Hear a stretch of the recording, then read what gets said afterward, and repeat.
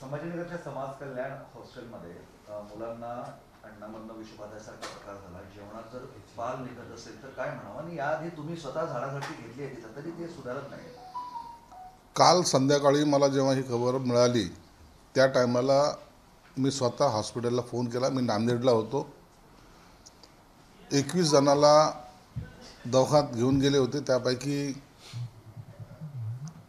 थोडे उपचार करून तातडीनं 16 लोकांचा डिस्चार्ज झाला. राहिलेले 5 लोक हे रात्री त्यांनाही सोडण्यात आलेले आहे. परंतु हा घडलेला प्रकार अत्यंत गांभीर्याने आम्ही घेतलेला आहे. रात्रीच मी आमच्या समाज कल्याण आयुक्त मुंडे मॅडम, सचिव हर्षदीप कांबळे यांना सूचना दिलेल्या आहेत. आणि यात जो कोणी दोषी आढळेल किंवा हलगर्जीपणा केला असेल त्यावर तातडीनं कारवाई करण्याचे निर्देश दिलेले आहेत. आणि त्याचबरोबर आता मी स्वतः थोड्या वेळामध्ये तिथं जाऊन तिथं व्हिजिट करतोय. काल तुम्ही नांदेडमध्ये एक विधान केलं की अशोक चव्हाण पैसे खातात की भाकरी खातात. शंकरराव चव्हाणांवरही तुम्ही टीका केली. त्यावरून आता अनेक प्रश्न उपस्थित होणार. मी शंकरराव चव्हाणांवर टीका नाही केलेली. मी हे सांगितलेलं की शंकरराव चव्हाणाचं जे स्वप्न होतं की नांदेडला लंडन बनवण्याचं, ते कुठं अस्तित्वात आलेलं दिसत नाही. आणि मग इतके करोडो रुपये आणि इतके सर्व पैसे तिथं निधी प्राप्त झाले असताना सुद्धा अशी अवस्था का? मग हे पैसे गेले कुठं, असा तो माझा प्रश्न होता. त्याचा अर्थ कोण काय कोणी त्याला जे जे जबाबदार असतील त्यांना ते लागलेलं आहे. म्हणून मी काही चुकीचं वक्तव्य तिथं केलेलं नाही. भाकरी खातात की पैसे खातात? मग इतके पैसे जातात कुठं? इतक्या करोडो रुपयाचे निधी येतात तरी त्या एकही रस्ता ठीक नाही तिथं. रस्त्यावर रस्ते चालू आहे तिथे. काही ते लेआउटमध्ये रस्ते झालेले आहेत. आणि म्हणून अशा प्रकारचं काम जे ज्या ठिकाणी झालेलं आहे त्याची वाच्यता तिथलच्या स्थानिक आमदारांनी केलेली,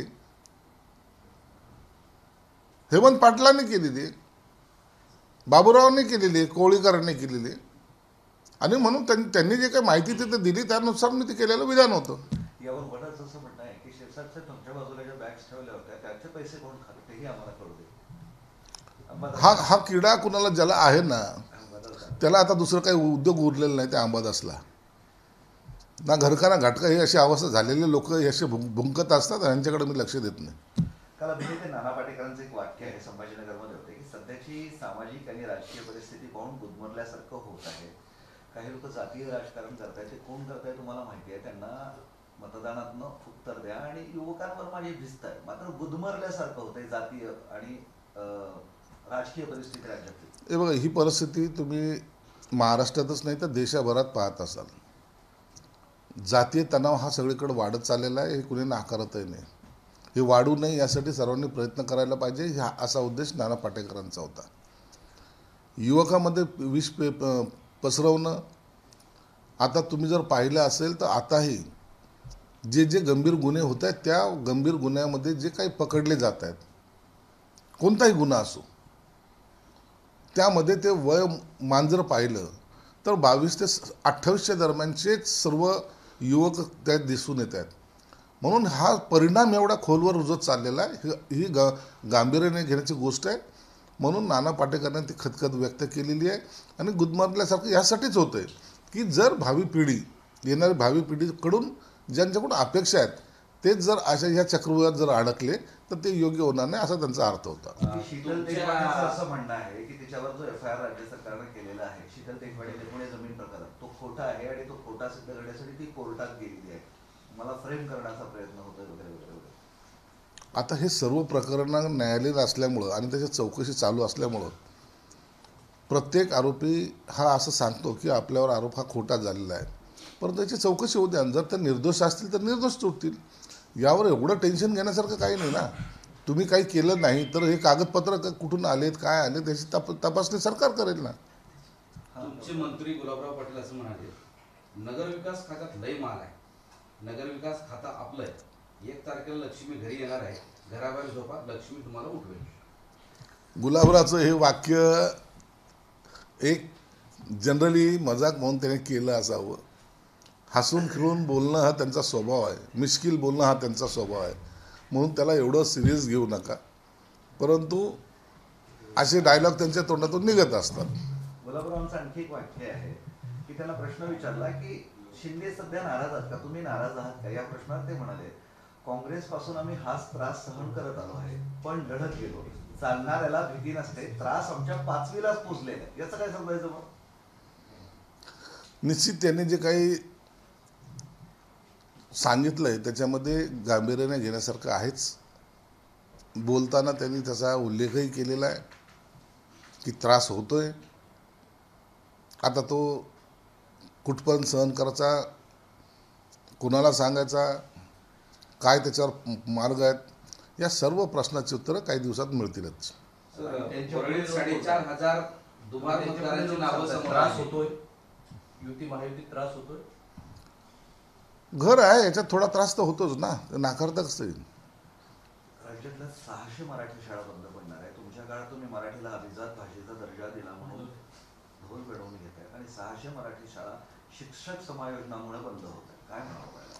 मराठी शाळा बंद करायचा आमचा उद्देश नाही. मराठी शाळा ह्या वाढल्या पाहिजेत, परंतु काही शाळेमध्ये पटसंख्या जी आहे, मुलं 5 शिक्षक 5, अशा ज्या ठिकाणची अवस्था आहे त्या शाळा ह्या बंद करून दुसरीकडे मर्ज करण्यात येतात. म्हणून शाळेच्या संख्या जरी कमी दिसत असेल, परंतु मराठी शाळा बंद करणं हा त्याच्या मागचा हेतू नाही आहे. परंतु शासनाचं अनुदान घेणे किंवा शासनाच्या पैशावर लूटमार करणे हे काही लोकांचा जो धंदा आहे त्याला आम्ही ब्रेक देतो. तुमचे जिल्हा प्रमुख राजेंद्र जमदार, त्यांचं असं म्हणणं आहे तुम्ही कार्यकर्त्यांना धमक्या देता, तुम्ही एक हाती पक्ष डुबवताय आणि तुमची तक्रार आता ते एकनाथ शिंदेकडे करणार आहात. ते विद्वान आहेत, जिल्हा प्रमुख आहेत. ते तक्रार का करतात याचे कारणं त्यांना चांगल्या प्रकारे माहिती आहेत, मलाही माहिती आहे. परंतु असे जे काही जाहीर वाच्यता ते करण्याचं कारण काय याचा शोध थोडासा घ्यावा लागेल.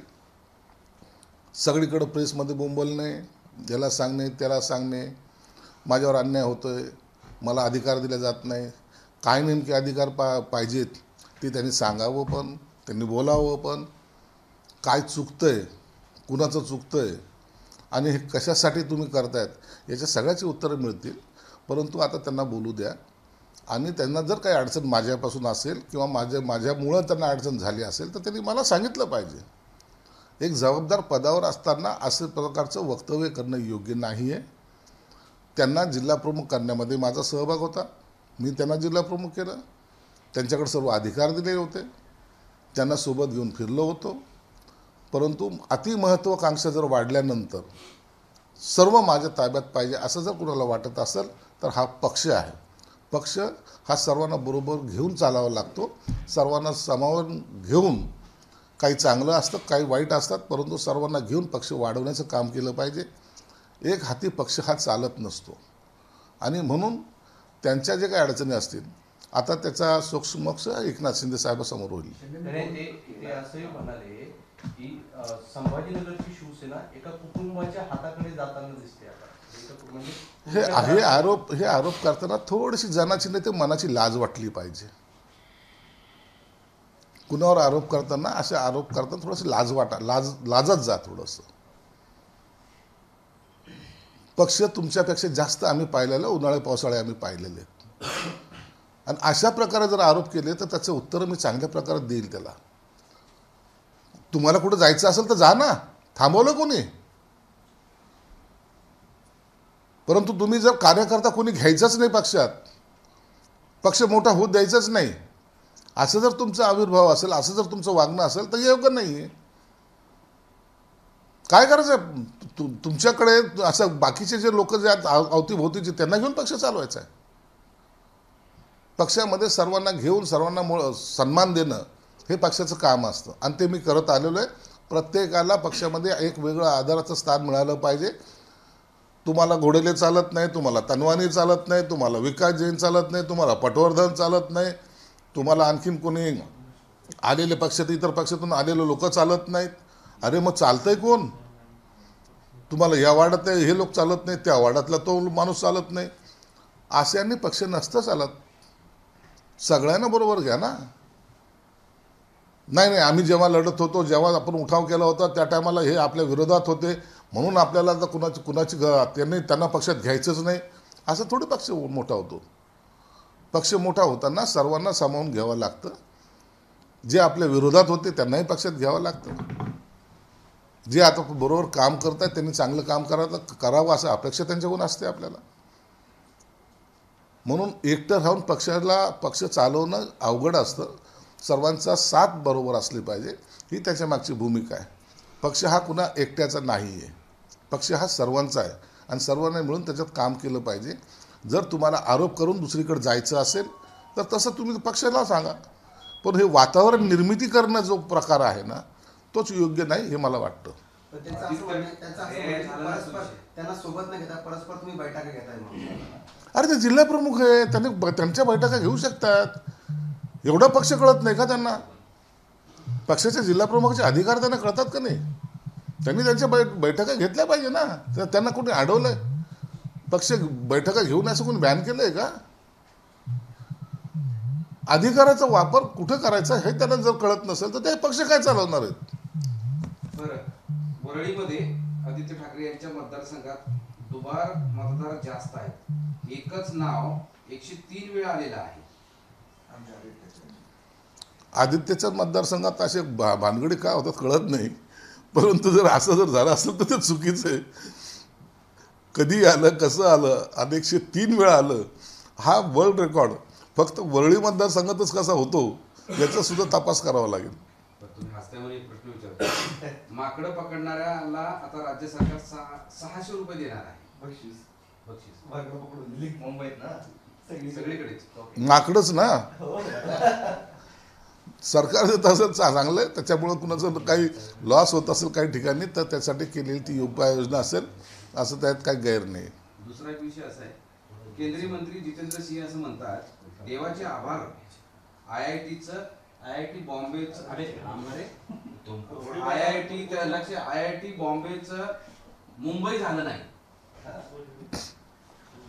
ते का झालं नाही? खऱ्या अर्थानं मुंबई हे नामांतर झालेलं आहे आणि प्रत्येकाकडं गॅजेटमध्ये सुद्धा ते चेंजेस झालेले आहेत. त्याचा वापर मुंबई म्हणूनच करायला हवा. ते आतापर्यंत झालं नसेल तर ते करावं अशी आमची प्रामाणिक इच्छा आहे. दुसरं, श्रीरामपूर मध्ये काँग्रेसच्या जिल्हाध्यक्षाला मारहाण करण्यात आली, अपहरण झालेलं आहे आणि त्याचं CCTV सुद्धा समोर आलेलं आहे. कोणी पळवलंय? राजकारणातून नगराध्यक्ष पळवापळवी. नगराध्यक्ष पळवपळी जोरात चालू आहे आजकाल. हा एक नवीन ट्रेंड सगळीकडे महाराष्ट्रात सुरू झालेला आहे. उमेदवार पळवणं हा एक वेगळा प्रकार जेव्हा या निवडणुकीमध्ये पाहायला मिळतो, तो खऱ्या अर्थात सर्व पक्षाने गांभीर्याने घ्यायला पाहिजे. अशा प्रकारे निवडणुका होत नसतात.